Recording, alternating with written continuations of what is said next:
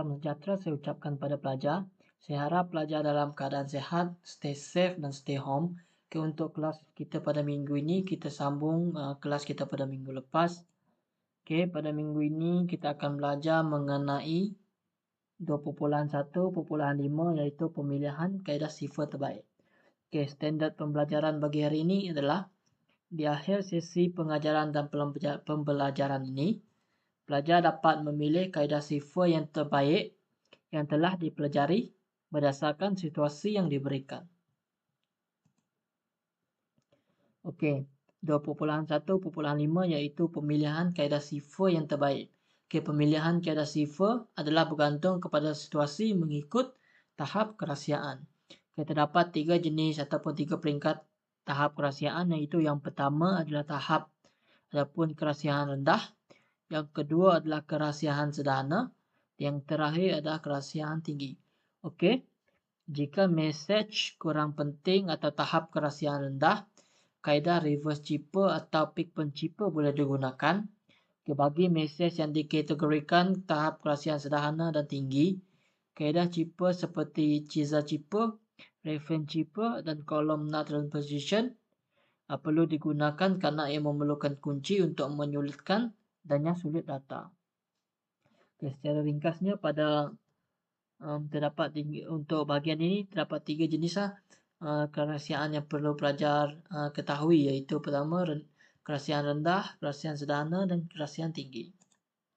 Okay, seterusnya adalah contoh pemilihan kaedah sifar mengikut situasi dan tahap kerahsiaan. Okay, ini merupakan contoh bagi tahap kerahsiaan rendah. Okay, diberi situasi iaitu Salim dan Hok Chuan adalah rakan sekelas. Mereka saling membantu semasa mengulang kaji pelajaran. Mereka juga selalu berkomunikasi melalui mesej yang dihantar dalam kelas untuk menetapkan masa mengulang kaji pelajaran. Okay, setelah mereka mempelajari kaedah sifar, mereka ingin menyulitkan mesej. Mereka kerana tidak ingin diganggu semasa mengulang kaji pelajaran. Okey. Langkah yang pertama adalah penentuan tahap kerahsiaan. Okay, mesej yang perlu disulitkan ialah tempat dan masa mengulang kaji. Okay, tahap kerahsiaan adalah rendah. Masa untuk menyulit dan yang sulit mesej tidak mengambil masa lama kerana dilakukan dalam kelas. Okay, pemilihan kaedah sifar yang sesuai adalah kaedah reference chipper. Hal ini kerana boleh dilakukan dengan mudah tanpa kegunaan kunci. Okay. Pada situasi ini, kaedah yang sesuai adalah kaedah reverse chipper kerana ia tidak memerlukan kunci, iaitu mesej boleh disulitkan melalui kaedah songsangan sama ada songsangan abjad, yang seperti yang kita telah belajar, iaitu contohnya adalah menggunakan kaedah songsangan, iaitu kaedah songsangan abjad. Okay, seterusnya adalah contoh pemilihan kaedah sifar mengikut situasi dan tahap kerahsiaan, iaitu bagi tahap kerahsiaan sederhana. Okay, diberi situasi, contoh Cikgu Faizal mengadakan mesyuarat tentang pemilihan pengawas sekolah bersama-sama dengan beberapa orang guru. Keputusan mesyuarat yang diperoleh perlulah disimpan sebaiknya sehingga hari pimpinan sekolah. Cikgu Rizal memasukkan nama-nama pengawas yang terpilih dalam satu fail.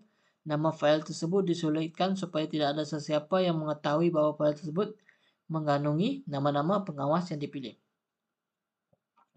Okey, pada tahap ini kita perlulah menentukan tahap kerahsiaan, iaitu mesej yang perlu disulitkan ialah nama fail yang mengandungi nama-nama pengawas. Tahap kerahsiaan adalah sederhana.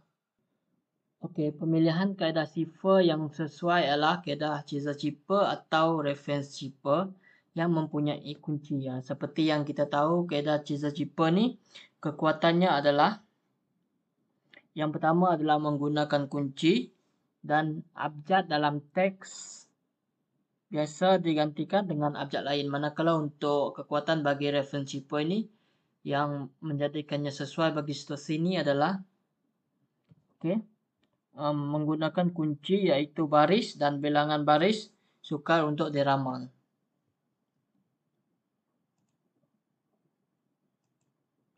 Okey, seterusnya adalah contoh pemilihan kaedah sifar mengikut situasi dan tahap kerahsiaan bagi kerahsiaan tinggi.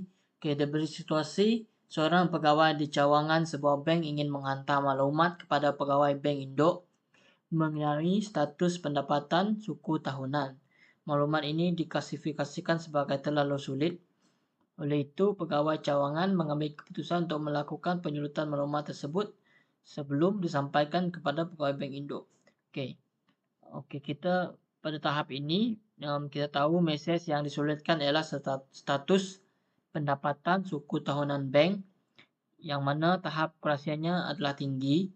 Yang kedua adalah masa yang diperlukan untuk menyulit dan yang sulit adalah lama kerana memerlukan maklumat kerana maklumat tersebut amat penting. Okey, kaedah yang sesuai digunakan ialah kaedah sifar yang mempunyai kunci seperti columnar transposition yang rumit untuk yang sulit, dan kaedah Caesar-Cipper dan reference-Cipper juga boleh digunakan untuk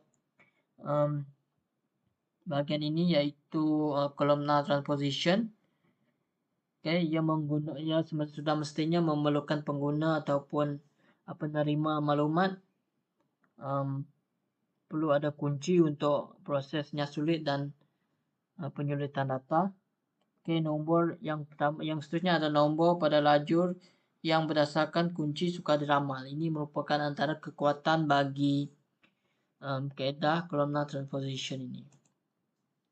Okay, seterusnya adalah 2.1.6 iaitu kaedah sifar dalam penyelesaian masalah. Okey. Di akhir sesi pengajaran dan pembelajaran ini, pelajar dapat menghasilkan kaedah sifar bagi menyelesaikan masalah dalam kehidupan seharian. Okey. Kaedah sifar dalam penyelesaian masalah yang pertama adalah kaedah sifar ini digunakan untuk melindungi maklumat peribadi daripada digodam oleh pihak tidak bertanggungjawab.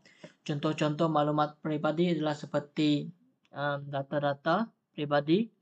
Selepas itu berkaitan dengan perbankan, masalah ataupun kad kredit, data-data dalam komputer. Ini merupakan contoh-contoh bagi maklumat peribadi. Dan yang seterusnya adalah kaedah sifar menggunakan kaedah keselamatan cyber. Merupakan kaedah keselamatan cyber, iaitu cyber security yang digunakan untuk menjaga keselamatan data dan sistem komputer. Okey, seperti yang kita tahu, sistem komputer dan keselamatan data merupakan data-data yang sangat penting. Okey, dan kaedah sifar ini merupakan satu kaedah yang digunakan pakai untuk memastikan maklumat tersebut sentiasa dijaga dan tidak jatuh kepada pihak yang tidak bertanggungjawab, kerana data-data tersebut adalah sulit. Dan yang terakhir adalah membantu mengelakkan maklumat atau data daripada mudah untuk sulit. Seperti yang kita tahu, setiap data yang telah dibangunkan ataupun maklumat peribadi ini dia telah disulitkan, iaitu bagi mengelakkan maklumat tersebut sampai kepada pihak lain dan sudah semestinya akan menyebabkan kebocoran maklumat berlaku. Okay, itu saja untuk kaedah sifar dalam penyelesaian masalah. Okay, seterusnya kita akan pergi satu persatu kepada latihan pengukuhan. Okay, pada bahagian ataupun latihan pengukuhan ini terdapat 3 soalan. Yang pertama adalah soalan nyatakan 3 jenis kerahsiaan dalam kaedah sifar. Okey. Seperti yang saya telah terangkan tadi, terdapat 3 jenis tahap kerahsiaan, iaitu tahap kerahsiaan rendah, tahap kerahsiaan sederhana dan tahap kerahsiaan tinggi.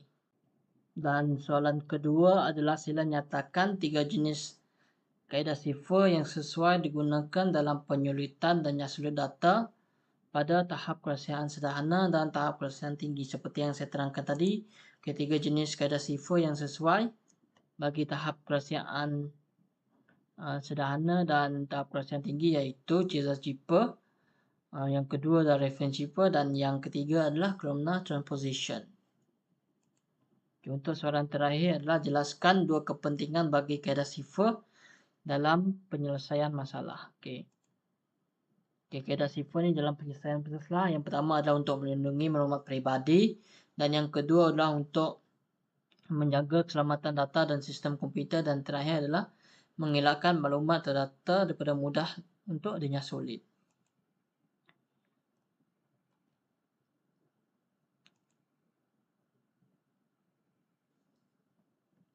Oke, untuk latihan ini saya nak maklumkan kepada pelajar untuk siapkan sebelum waktu kelas tamat. Dan jika ada sebarang soalan, bolehlah tanya kat grup WhatsApp ataupun DM secara personal. Oke, untuk kelas kita hari ini setakat itu saja. Oke, dapat disimpulkan pada kelas kita hari ini kita telah belajar mengenai pemilihan kaedah sifar yang terbaik dalam menyelesaikan masalah bergantung kepada 3 situasi, iaitu yang pertama adalah tahap kerahsiaan rendah, yang kedua tahap kerahsiaan tinggi, dan yang ketiga adalah tahap kerahsiaan sederhana, yang ketiga adalah tahap kerahsiaan tinggi. Okay, untuk kelas hari ini juga kita telah pun belajar mengenai kepentingan ataupun kepentingan kaedah sifar dalam penyelesaian masalah, iaitu kaedah sifar ini digunakan untuk melindungi data pribadi. Yang kedua adalah untuk menjaga keselamatan data dan sistem komputer, dan yang antaranya adalah untuk mengelakkan maklumat daripada mudah untuk dinyas sulit. Okey, sebelum saya mengakhiri kelas, saya ingin ucapkan terima kasih kepada pelajar yang menonton video ini. Okey, akhir kata daripada saya, stay safe, stay home. Sekian, terima kasih.